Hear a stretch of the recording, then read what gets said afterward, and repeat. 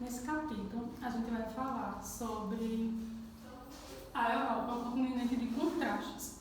A gente viu no capítulo anterior, a gente falou muito sobre a globalização, né? Essa união dos países, essa interação, essa interdependência. Lembra que eu falei? Primeiro eu falei que a globalização era uma interação entre os países, entre comunicação, transporte, esse estreitamento.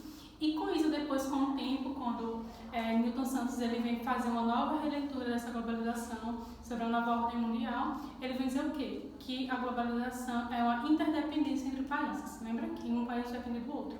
E com isso, nesse capítulo, nos dois capítulos seguintes, a gente vai falar sobre a Europa, que é esse continente desse contraste. Por que um contraste, professora? Porque é um país onde tem uma diversidade muito oposta de muitas coisas, de climas, de questão histórica, questão econômica, questão política. Então eu vou fazer a introdução do que é esse começo dessa Europa, dessa construção, e para a gente entender o porquê também ela é tão importante nesse contexto, tá bem? Aí, para começar, os contrastes principais que a gente vai ver, principalmente físico, de clima, relevo e geografia, a gente vai ver isso no próximo vídeo. Aí a gente vai ver aqui o populacional, que é uma questão social, esse processo também, né, que nesse processo vai entrar as guerras, né, principalmente a Primeira e Segunda Guerra, que vai se inserir dentro desse território europeu, e as dificuldades. E com isso vai ter um fluxo migratório muito grande. Primeiro por conta das guerras, dos conflitos que se teve, Primeira e Segunda Guerra, depois a Guerra Fria, então vai ter essa migração forte de todos os países irem para o continente europeu, né? E nesse contexto de imigração vai se ter a xenofobia. O que é a xenofobia? A xenofobia é justamente esse preconceito ao estrangeiro, esse ódio que algumas nações se desenvolveram às pessoas estrangeiras, não querer estrangeiro no seu país, não querer misturar o seu povo com outra, de dizer que o meu país, o meu continente é uma raça pura e eu não quero me misturar. Então a xenofobia é isso, é esse ódio ao estrangeiro, ao que é de fora. Então, esse fluxo migratório, essa xenofobia, ela vai crescer muito nesse período e a gente vai ver esse contraste também nesse continente europeu.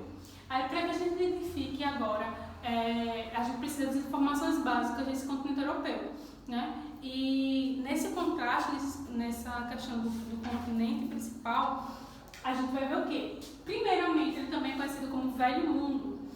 É um contexto de dizer que existia um modo de se pensar e de se agir antiquado, vamos dizer assim. Para o que a gente vive hoje, era um modo de pensar e de agir antiquado. E por isso que essa questão da xenofobia, de não querer se misturar, de se achar uma raça pura, uma raça superior aos outros. É mais ou menos isso.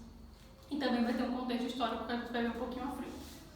Aí, na questão física, a gente poderia dizer que a Europa ela é uma península da África. É um fecho de terra que poderia pertencer à Ásia, desculpa. É uma península da Ásia, um fecho de terra, né, que era pertencente da Ásia. Então, se ela é pertencente da Ásia, a Ásia e a Europa estão tão próximos porque são dois continentes totalmente diferentes, justamente pela questão histórica e social. Por isso que ela é dita um continente, porque quando a gente vai olhar o contexto histórico e o contexto social, tanto da Ásia como da Europa, aí é que a gente vai ver esse contraste, é totalmente oposto uma da outra, existe uma diferença enorme de uma da outra. Então, por essa questão de contexto cultural e esse contexto histórico, a Europa ela vai ter uma influência no mundo, uma influência mundial muito grande. E essa influência mundial, principalmente nas guerras, na Guerra Fria, em outros contextos que a gente vai ver, outros pontos que a gente vai ver nesse capítulo, a gente vai ver que teve uma importância muito grande. E por conta dessa importância histórica e social, ela vai se tornar um outro continente totalmente diferente da Ásia. Aí, nesse contexto de localização, ela está ao norte da África e ao oeste da Ásia. O que é que isso vai trazer? Isso vai trazer uma nova denominação, que é chamada de Eurásia, que é justamente a união desses dois continentes, porque a gente vai dizer o quê? Territorialmente, geograficamente, a Ásia e a Europa é uma única porção de terra.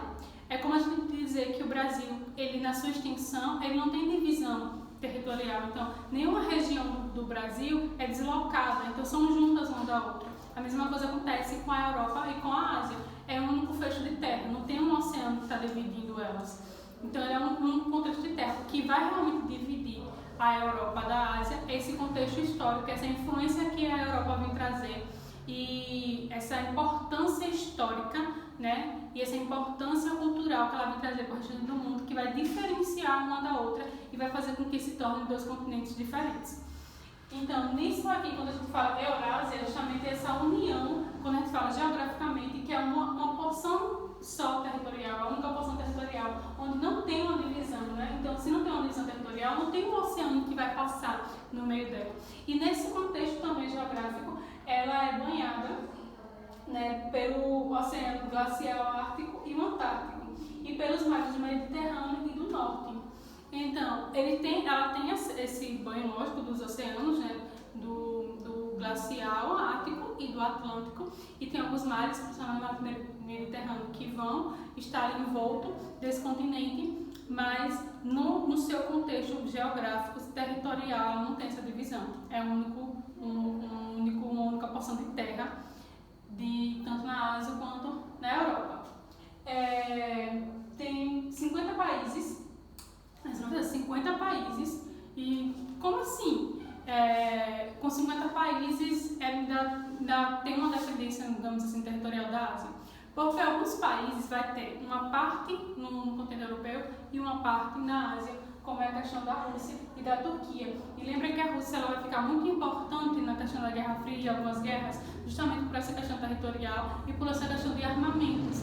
Lembra que a Rússia ela tem um poder de arma muito grande, né? Um poder militar muito grande. Por isso que, quando se constitui o G7 e o G8, no G8 a Rússia entra. Lembra que eu falei o quê? O G7 são os países que eles vão se juntar e vão discutir as questões econômicas e sociais e como resolver da melhor forma possível. Quando se fala no G8, é quando precisa do poder militar, do poder de armas. Então a Rússia entra nesse contexto do G8, nesse quesito aí, né? Quando é uma questão militar, uma questão de poder, uma questão de, de guerrilha ou alguma coisa do tipo, que ela vai precisar entrar. Aí, com isso, nessa divisão total, o que vai dividir também a Europa da Ásia é o Monte Rurai, que é essa divisão que vai fazer, principalmente essa influência que, como eu falei, a Rússia e a Turquia têm, porque uma parte do seu território vai estar na Ásia e outra parte vai estar na Europa. Então, esse contexto aqui da Europa, esse primeiro contexto, essas primeiras informações que a gente vai precisar saber, identificar, para que a gente veja melhor nos outros capítulos, porque como eu falei, são esse e mais 2 ou 3 capítulos que vão falar desse continente europeu. Então a gente vai ver a questão do clima, do relevo, da hidrografia, como é totalmente diferente, essas influências que vai ter, e essa influência principalmente social e econômica que ela tem no resto do mundo até hoje. Tá? Então isso vai dizer por quê?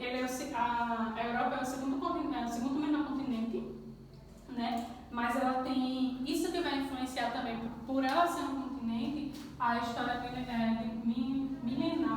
a história milenar que ela tem, por as questões da guerra, a Primeira e Segunda Guerra, ter acontecido no continente europeu, e o fragmento territorial. Por que esse fragmento territorial? A gente sabe que durante o período de Guerra Fria, durante o período de guerras, depois, quando acaba esses períodos, alguns países eles vão se fragmentar, principalmente a União Soviética. A União Soviética, que é a União das Repúblicas Socialistas, depois que ela perde a Guerra Fria, elas vão se desmembrar. Então, cada país que estava junto, formando a União Soviética, vai andar sozinho. Então, esse desmembramento, esse fragmento de território, vai fazer com que também a Europa venha a ter esse contraste de uma para o outro, tá? E é isso que, como eu coloquei aqui embaixo, né? São países pequenos. Então, a Europa tem 50 países, mas são países pequenininhos. E justamente por conta disso, por conta desse processo que ela viveu durante todos esses milênios de história, tão importante e que teve toda essa influência mundial, tá? Então, para que a gente entenda esse contexto, a gente precisa entender essas primeiras informações, né?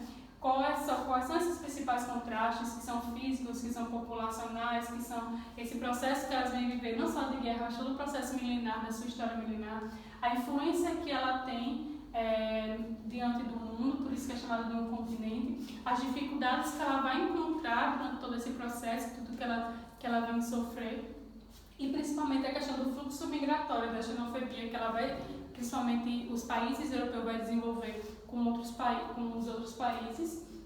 E esse fluxo migratório também vai ser muito importante.